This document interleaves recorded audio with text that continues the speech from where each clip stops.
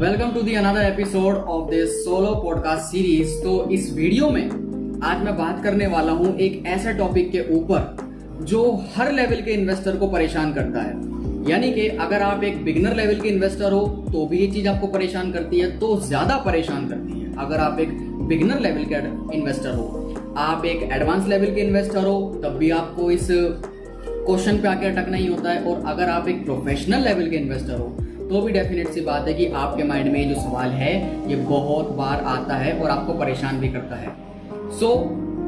वो सवाल है how to pick stocks of a company and how to choose a company where you can assure yourself up to a certain extent कि आपके जो losses हैं वो मिनिमाइज हो जाए। यानी कि इस बात का कैसे सिलेक्शन करा जाए कि हमें इस कंपनी में इन्वेस्ट करना है या हमें उस कंपनी में इन्वेस्ट करना है। अगर हमारे पास दो कंपनी है, company XYZ and company ABC, तो इन दोनों में से कौन सी कंपनी बेहतर हो सकती है अगर हमें शेयर्स खरीदने हैं, अगर हमें स्टॉक्स खरीदने हैं। तो ये जो एक क्वेश्चन है हाउ टू पिक स्टॉक्स, ये हर लेवल के इन्वेस्टर को परेशान करता है और बहुत बहुत बहुत ज्यादा जो इम्पोर्टेंट क्वेश्चन है वो इसको माना जाता है। डजंट मैटर आप किस लेवल पे हो, ये क्वेश्चन आपके माइंड में आएगा। तो अब इस वीडियो को बेसिकली और डीप में जाने से पहले एक चीज को मैं यहाँ पे क्लियर कर देता हूँ। बहुत सारे लोगों को लगता है कि एक बार अगर आपको रिसर्च करनी आ गई, एक बार अगर आपको एनालिसिस करने आ गए, एक बार अगर आपको मार्केट की समझ हो जाती है तो आपको जीरो लॉसेस होंगे उस हर सिक्योरिटी में जिसमें आप पैसा डालेंगे। ऐसा कभी नहीं हो सकता। रिलायंस ग्रुप भी डूब सकता है, अडानी ग्रुप भी डूब सकता है, आदित्य बिरला ग्रुप भी डूब सकता है। मैं ये नहीं कह रहा कि ये डूबेगा, मैं कह रहा हूं डूब सकता है। यानी कि there is nothing sure. Certainly है कि सीधी सी बात है, आप 100% गारंटी नहीं ले सकते हो प्रॉफिट की। इवन जो कंपनी का बोर्ड है, इवन जो कंपनी के जो डिपार्टमेंट्स हैं, फाइनेंशियल डिपार्टमेंट या जो जनरल हेड डिपार्टमेंट होता है, वो भी इस चीज की गारंटी नहीं ले सकता कि किसी कंपनी में लॉसेस नहीं होंगे। लॉसेस होंगे, और अगर आपको मार्केट रिसर्च करनी आ भी गई तो आप अपने लॉसेस को खत्म नहीं करोगे। आपके जो लॉसेस हैं वो एक लेवल तक कम हो जाएंगे। यानी कि अगर आपको अभी 100 रुपए का लॉस हो रहा है तो हो सकता है अबे आने वाले टाइम में आपको सिर्फ 50 या 60 रुपए का लॉस हो। कंप्लीट प्रॉफिट नहीं होता, कंप्लीट लॉसेस खत्म नहीं होंगे। आप सोच रहे हो कि कंप्लीट लॉस खत्म हो जाएगा, ऐसा कभी नहीं होगा। एक एक्सटेंट तक आप अपने लॉसेस को रिड्यूस कर सकते हो। सो आज इस वीडियो में मैंने वो 5 कैटेगरी बांटी है जिसमें आप चाहे किसी भी लेवल के इन्वेस्टर हो, चाहे आप बिगिनर हो, आपको जीरो अंडरस्टैंडिंग है मार्केट की, फिर चाहे आप थोड़े एडवांस लेवल के हो या फिर आप प्रोफेशनल लेवल के इन्वेस्टर हो। इट डजंट मैटर कि आप किस लेवल के हो, क्योंकि कंपनी के जो फाइनेंशियल स्टेटमेंट्स होते हैं, कंपनी की जो एनुअल रिपोर्ट होती है, उसका साइज इतना बड़ा होता है कि एक बिगिनर लेवल का बंदा तो उसको पढ़ ही नहीं सकता। और अगर वो कोशिश करेगा भी तो बहुत बहुत बहुत डेफिनेट सी बात है कि उसको उसमें कुछ भी समझ नहीं आने वाला। एडवांस और प्रोफेशनल लेवल के जो इन्वेस्टर्स होते हैं उनको फिर भी एक लेवल तक थोड़ा बहुत समझ आ सकता है। लेकिन मैंने ऐसे 5 पॉइंट्स को यहाँ पे कवर करा है इस वीडियो में, जिसमें आपको डेफिनेटली समझ आ जाएगा कि अगर इन 5 चीजों को आप सीख जाते हैं, अगर इन 5 चीजों को आप थॉरोली एनालिसिस करके, रिसर्च करके, थोड़ा सा ध्यान देकर इन 5 चीजों पे अगर किसी कंपनी में इन्वेस्ट करते हैं तो चांसेस बढ़ जाते हैं आपके प्रॉफिट्स के और चांसेस घट जाते हैं आपके लॉसेस के। तो वो कौन कौन सी 5 कैटेगरी है, आइए उनके बारे में जानते हैं। सबसे पहले नंबर पे आता है आपका सेल्स, दूसरे नंबर पे आता है आपका ROCE यानी कि रिटर्न ऑन कैपिटल एम्प्लॉयड, तीसरे नंबर पे आता है आपका डेट रेशियो, चौथे नंबर पे आता है आपका cash flow statement and last but not the least 5वें नंबर पे आता है आपका प्रोडक्ट। तो आइए इनको डिटेल में जानते हैं। तो अब सबसे पहले बात करते हैं सेल्स की।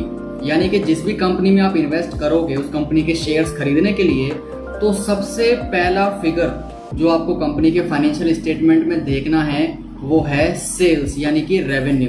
तो आपको करना क्या है, कोई सा भी फाइनेंशियल सॉफ्टवेयर जहाँ पे कंपनी की जो इंफॉर्मेशन है फाइनेंस की वो सारी अवेलेबल होती है। हर पब्लिक कंपनी की जो फाइनेंशियल स्टेटमेंट्स होते हैं वो पब्लिकली अवेलेबल होते हैं एनालाइज करने के लिए, स्टडी करने के लिए, पढ़ने के लिए।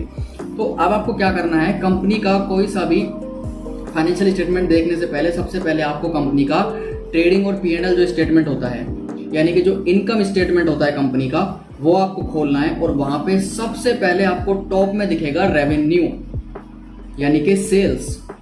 तो किसी भी कंपनी की आपकी सबसे पहले आपको उसका रेवेन्यू देखना है। तो कोई सा भी आप सॉफ्टवेयर खोलो, जैसे कि सबसे फेमस जो है अपना टिकरटेप, आप टिकरटेप खोलो, वहां पे अपनी जो भी कंपनी है उसको पहले खोलो रैंडमली, या अगर आपकी कोई प्रेफरेंस है कि आपको रिलायंस खोलना है, आपको कोई और कंपनी खोलनी है, आपको एयरकन खोलना है, आपको कोई भी कंपनी हो सकती है, कोई भी खोलनी है आपको, अगर उसके फाइनेंशियल स्टेटमेंट में अगर आप इंटरेस्टेड हो उसमें पैसा डालने के लिए, तो उस कंपनी को टिकरटेप पे खोलो, वहां पे कंपनी के फाइनेंशियल स्टेटमेंट में ओपन करो और वहां पे सबसे पहले आपको खोलना है रेवेन्यू। तो आपको क्या देखना है, पिछले कम से कम 5 साल का रेवेन्यू देखना है। देखने को तो आप पिछले 10 से 12 साल या 15 साल का भी देख सकते हो, लेकिन मैं एडवाइस करूंगा कि कम से कम पिछले 5 साल का रेवेन्यू देखो और मेक श्योर करना कि रेवेन्यू की जो ग्रोथ है ईयर ऑन ईयर वो कम से कम 10% है। यानी कि अगर आप 2015 से लेकर 2021 तक के फाइनेंशियल स्टेटमेंट में रेवेन्यू देख रहे हो किसी भी कंपनी का, तो जैसे मान लीजिए 2015 में किसी कंपनी की जो सेल्स थी वो 1000 रुपए की थी, वैसे करोड़ों में होती है, बस सिर्फ समझने के लिए मैं यहाँ पे 1000 ले रहा हूँ बेस फिगर। तो 2015 में जैसे मान लो 1000 थी, 2016 में वो 1200 हो गई, 2017 में वो 2000 हो गई, 2018 में वो 2500 हो गई। यानी कि यहाँ पे एक चीज एक बड़ी क्लैरिटी से समझ आ रही है कि ईयर ऑन ईयर जो सेल्स है कंपनी की वो ग्रो कर रही है। एंड मेक श्योर करना कि जो सेल्स का जो ग्रोथ रेट है वो कम से कम 10% है। अब मैं 10% क्या बोल रहा हूँ, उसके पीछे का सिंपल सा लॉजिक है कि जो इन्फ्लेशन है हमारी कंट्री का जो महंगाई का रेट है वो भी 6 से 7% के अराउंड, पीक पे अगर जाए तो 8% तक भी चला जाता है और उससे भी ऊपर चला जाता है। रिसेशंस वगैरह जो आते हैं, डाउनटर्न्स आती है इकोनॉमी के, उसमें वो एक सेपरेट टॉपिक है। तो इसी वजह से उसको एटलीस्ट रिकवर करने के लिए मेक श्योर करना कि किसी भी कंपनी की अगर आप सेल्स देख रहे हो तो उस कंपनी की जो सेल्स ग्रोथ है year on year, I hope आपको परसेंटेज निकालनी आती है। और अगर आपको परसेंटेज निकालनी नहीं भी आती तो it's not a big issue, क्योंकि फाइनेंशियल स्टेटमेंट में परसेंटेज इंक्रीज और डिक्रीज दिखा रहता है। तो मेक श्योर करना कि हर साल यानी कि पिछले 5 सालों का सेल्स डाटा उठाइए किसी भी कंपनी का उसके फाइनेंशियल स्टेटमेंट में, और कम से कम 10% का ग्रोथ आपको देखना है। मिनिमम 10% का, उससे ऊपर है तो वेल एंड गुड, लेकिन उससे नीचे भी नहीं देखना है। तो मिनिमम 10% का सेल्स ग्रोथ आपको देखना है। दूसरे नंबर पे आता है हमारा ROCE यानी कि रिटर्न ऑन कैपिटल एम्प्लॉयड। अब सबसे पहले रिटर्न ऑन कैपिटल एम्प्लॉयड का मतलब समझ लेते हैं। तो रिटर्न ऑन कैपिटल एम्प्लॉयड का सिंपल लैंग्वेज में जो मतलब निकल के आता है वो यही होता है कि आपने कंपनी में कितना पैसा लगाया है, और जितना भी पैसा लगाया है, फिर चाहे वो कैश के रूप में यानी कि जो आपका कैपिटल है, as a owner point of view से मैं बात कर रहा हूं, आपने जो कैपिटल लगाया है, फिर चाहे पैसे के रूप में, चाहे किसी एसेट के रूप में, चाहे उधारी के रूप में, उस पे आपने कितने रुपए बनाए हैं, यानी कि उस पे आपने कितना रिटर्न जनरेट करा है। फॉर एग्जाम्पल मान लीजिए एक कंपनी 1 लाख रुपए से शुरू करती है, एक कंपनी ने 1 लाख रुपए लगाकर कोई बिजनेस शुरू करा and that company registered itself as a public company. मान लीजिए उसने वो सारी रिक्वायरमेंट्स फुलफिल कर दी हैं जो कंपनी को पब्लिक कंपनी होने के लिए जरूरी है, और उसके बाद उसने ओनर ने 1 लाख रुपए से शुरुआत करी। मान लीजिए अब साल के एंड में ओनर का जो ROCE है यानी कि जो रिटर्न ऑन कैपिटल है वो 15% निकल कर आता है। यानी कि जो ओनर ने शुरुआत का जो कैपिटल 1 लाख रुपए लगाए थे उस पे उसने 15% कमाया है, यानी कि 1 लाख का 15% 15,000। तो ओनर ने सक्सेसफुली 1 लाख रुपए के कैपिटल को जनरेट करा है 1,15,000 रुपए पे। तो यहाँ का जो ROCE है रिटर्न ऑन कैपिटल एम्प्लॉयड, जितना पैसा लगाया उस पर कितना रिटर्न, वो 15% है। तो कंपनी के फाइनेंशियल स्टेटमेंट में आपको ROCE के बारे में कंप्लीटली दिख जाएगा, ROCE अवेलेबल होता है वहां पे फाइनेंशियल स्टेटमेंट में आपको दिख जाएगा। तो मेक श्योर करना कि ROCE कम से कम 15% हो। 15 से ऊपर है तो बहुत बढ़िया है, लेकिन 15 से नीचे नहीं लेना है, स्पेशली उस कंपनी में जिसके ऊपर कर्जा हो, यानी कि जिसकी जो नॉन करंट लायबिलिटीज हैं वो ज्यादा हो। फाइनेंशियल कंपनी की बैलेंस शीट आप खोलिए, उसमें आपको लायबिलिटी साइड जाकर देखिए, नॉन करंट लायबिलिटी से वो मिलेगा कॉलम। अगर उसका फिगर बड़ा है तो मेक श्योर करना कि ROCE कम से कम 15% हो और अच्छा हो 15 से ज्यादा ही हो। तो अब इसके पीछे का सिंपल सा लॉजिक समझते हैं। दो सिचुएशन लेते हैं। पहली सिचुएशन लेते हैं एक ऐसी कंपनी जिसके ऊपर कर्जा है, यानी कि जिसके पास नॉन करंट लायबिलिटीज हैं। एक ऐसी कंपनी जिसके पास ₹1 का कर्जा नहीं है, उसके नॉन करंट लायबिलिटीज 0 है। तो सबसे पहले बात करते हैं उस कंपनी की जिसके ऊपर नॉन करंट लायबिलिटीज का जो कॉर्पस है, जो अमाउंट है, वो काफी बड़ा है। तो इस सिचुएशन में मेक श्योर करना कि आरओसी आपकी कंपनी का एटलीस्ट 15% हो या 15% से ऊपर हो। अब लॉजिक समझते हैं। मान लीजिए इस कंपनी ने जिसके ऊपर कर्जा है, इसने 20 लाख रुपए से एक बिजनेस शुरू करा। इस 20 लाख में से 10 लाख रुपए ओनर ने खुद की जेब से लगाए और 10 लाख रुपए उस ओनर ने या तो बैंक से लोन या किसी रिश्तेदार से या किसी दोस्त से, मतलब इन शॉर्ट कह सकते हैं कि उधारी का पैसा जो वापस लौटाना है, ओके, एक इंटरेस्ट रेट के हिसाब से। तो 10 लाख रुपए की जो ओनर्स की जो इक्विटी है, 10 लाख रुपए उसने खुद का लगाया और 10 लाख रुपए कर्जे का, और बन के 20 लाख उसने एक बिजनेस चालू करा। अब मान लीजिए जो उसने पैसा उधारी का लिया है वो उसने 12% के इंटरेस्ट रेट पे लिया है, यानी कि वो 10 लाख रुपए जो उसने उधार में लेके आया उसको लौटाएगा तो सही, लेकिन कैसे लौटाएगा? इंटरेस्ट के साथ। इंटरेस्ट का रेट क्या है? 12%। ओके, अब मान लीजिए उस कंपनी का जो आरओसी निकल के आता है वो साल के एंड में आता है 10%, यानी कि ओनर जितना भी पैसा लगाया है बिजनेस में, उसने उस पर सिर्फ कमाया तो 10% है, लेकिन उसकी जेब से जाएगा 12%। अगर बहुत सिंपल सी कैलकुलेशन से समझाऊं यहां पर मैं आप लोगों को, तो अगर आपने 100 रुपए लगाए किसी चीज में और उस पर आपने 10% का रिटर्न कमाया, यानी कि जो 100 रुपए हैं वो बढ़कर आपके 110 हो गए, वाओ। लेकिन आपको वापस लौटाना है 12% मिलाकर, यानी कि 100 का 12% 112 रुपए। आपने कमाए 10 रुपए हैं, लेकिन आपकी जेब से जाएगा 12 रुपए। 2 रुपए का डेफिसिट अभी भी आपकी पॉकेट में शो कर रहा है। इसलिए मेक श्योर करना कि जो कंपनी का जो कॉस्ट ऑफ कैपिटल है, कॉस्ट ऑफ कैपिटल यानी कि वो रेट जिस पे कंपनी ने पैसा उधार लिया है, मेक श्योर करना कि आरओसी का जो रेट है उससे ज्यादा हो। इसीलिए मैंने बोला कि मिनिमम 15% का आरओसी होना चाहिए, और ये आपको फाइनेंशियल स्टेटमेंट्स में कंप्लीटली अवेलेबल हो जाएगा। मिनिमम 15% और उससे ऊपर है तो बहुत ही प्यारी बात है। तो ये हो गया हमारा रिटर्न ऑन कैपिटल एम्प्लॉयड का सेकंड ऑप्शन। तीसरी चीज जो हमको देखनी है कंपनी में, वो देखना है उसका डेट रेशियो। जी हाँ, उस कंपनी के ऊपर कितनी करंट लायबिलिटीज है। करंट लायबिलिटीज होना बहुत जाहिर सी बात है, कोई भी बिजनेस बिना करंट लायबिलिटी के रन नहीं करता है। लेकिन नॉन करंट लायबिलिटी उस बिजनेस में कितना है, यानी कि करंट लायबिलिटी यानी कि वो सभी खर्चे, वो सभी पेमेंट्स जो किसी भी कंपनी या ऑर्गेनाइजेशन को 1 साल के अंदर करनी है। और नॉन करंट लायबिलिटी यानी ऐसे खर्चे जो कंपनी को 1 साल के बाद, यानी कि बहुत लंबे साल का एक कॉर्पस है, जो कंपनी को धीरे धीरे ईयर ऑन ईयर रिड्यूस करना पड़ेगा अपने कंधों के बोझ के ऊपर से।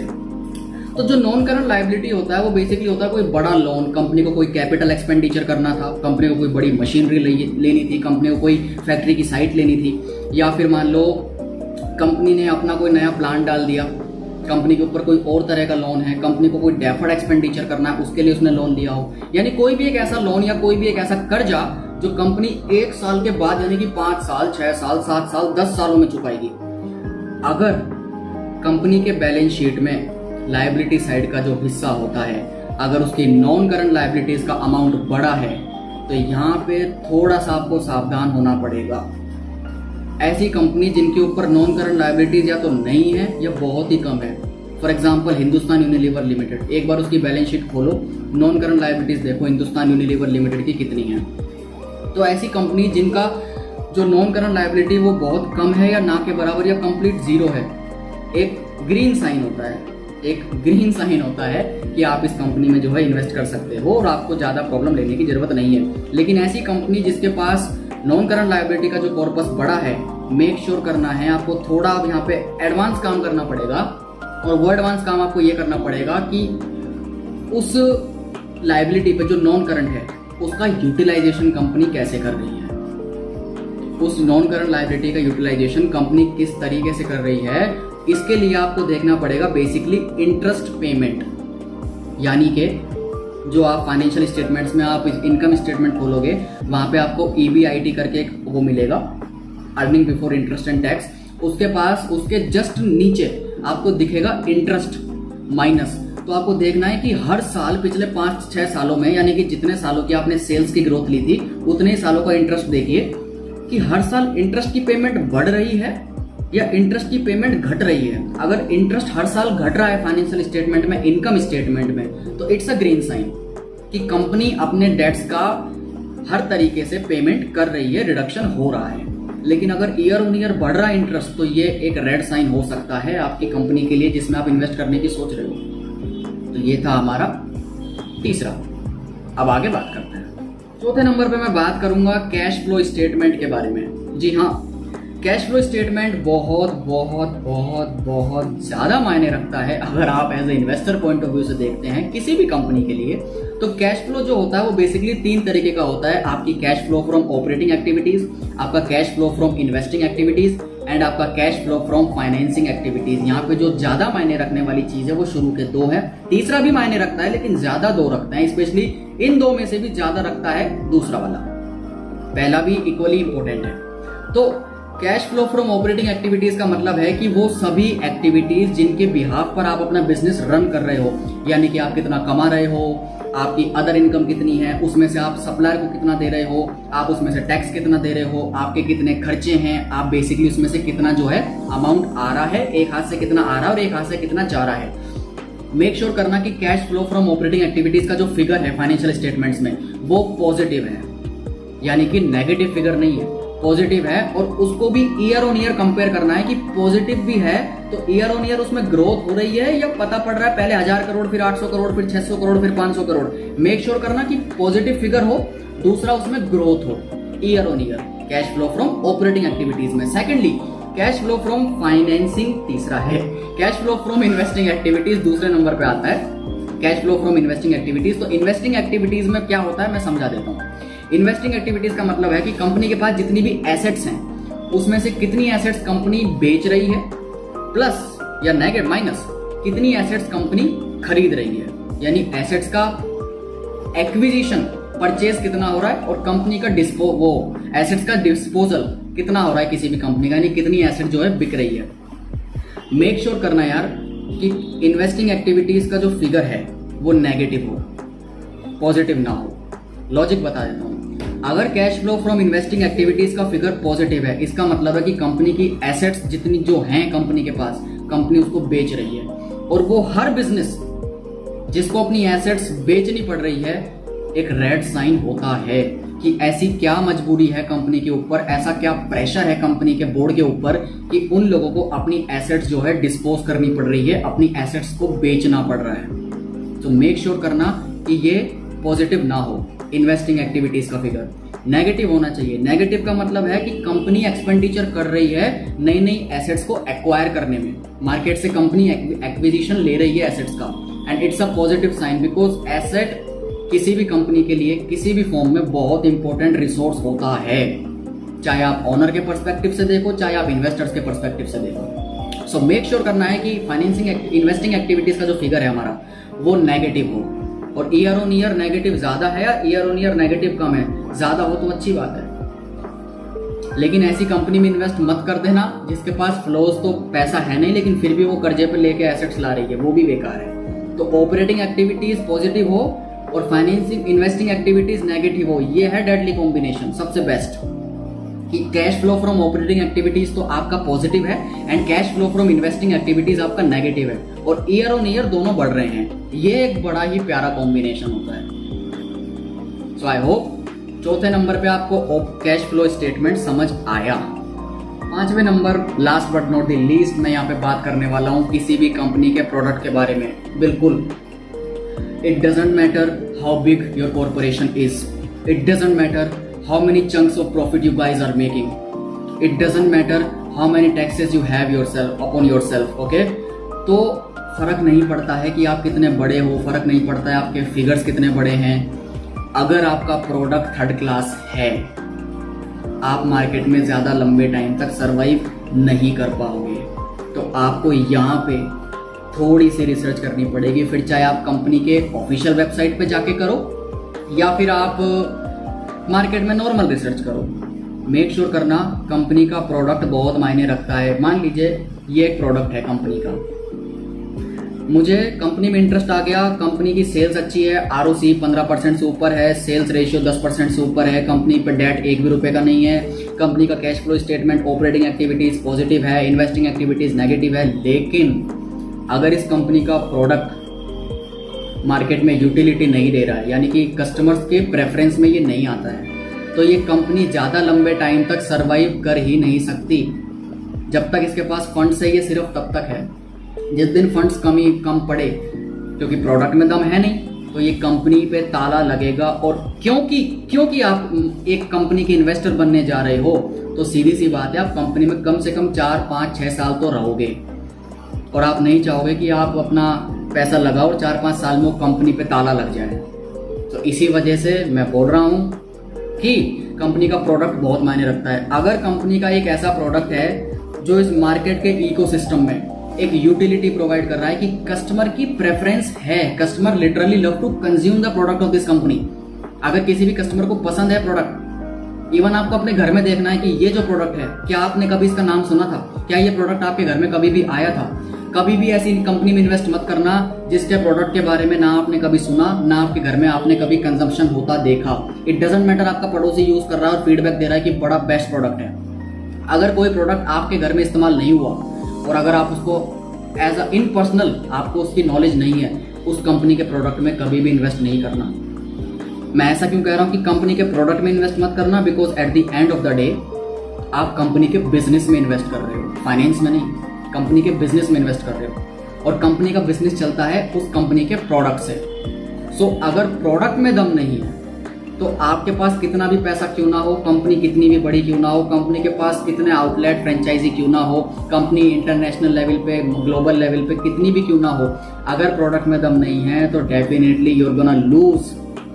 आपका पैसा डूबेगा ही डूबेगा, गारंटेड है। तो product plays a big role and history shows that कि प्रोडक्ट ने बहुत बड़ा रोल प्ले करा है मार्केट के अंदर।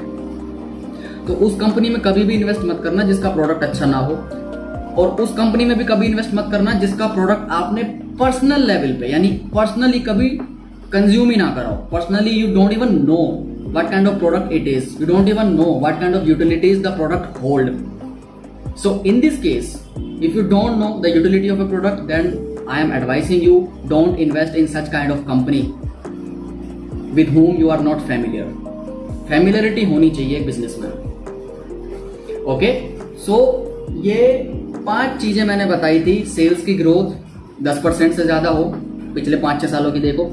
रिटर्न ऑन कैपिटल एम्प्लॉयड 15% से ज्यादा हो। डेट का रेशियो बहुत कम होना चाहिए, ज्यादा भी है तो इंटरेस्ट की पेमेंट देखो, इंटरेस्ट बढ़ रहा है हर साल या घट रहा है। चौथे नंबर पे हमारा क्या आता है, cash flow statement, operating activities जो है वो पॉजिटिव होनी चाहिए, इन्वेस्टिंग एक्टिविटीज नेगेटिव होनी चाहिए, और लास्ट में आता है but not the least product, कि कंपनी का जो प्रोडक्ट है वो मार्केट में कितनी यूटिलिटी दे रहा है। अब कंपनी की प्रोडक्ट लाइंस भी होती है, हो सकता है बहुत सारी कंपनी है जो पेट्रोल में भी है, बहुत सारी कंपनी टेक्सटाइल में भी है। एक ही कंपनी टेक्सटाइल भी दे रही है, एक ही कंपनी रेस्टोरेंट के बिजनेस में है, एक ही कंपनी एकोमोडेशन यानी कि होटल इंडस्ट्री में है, एक ही कंपनी एफएमसीजी मार्केट में है।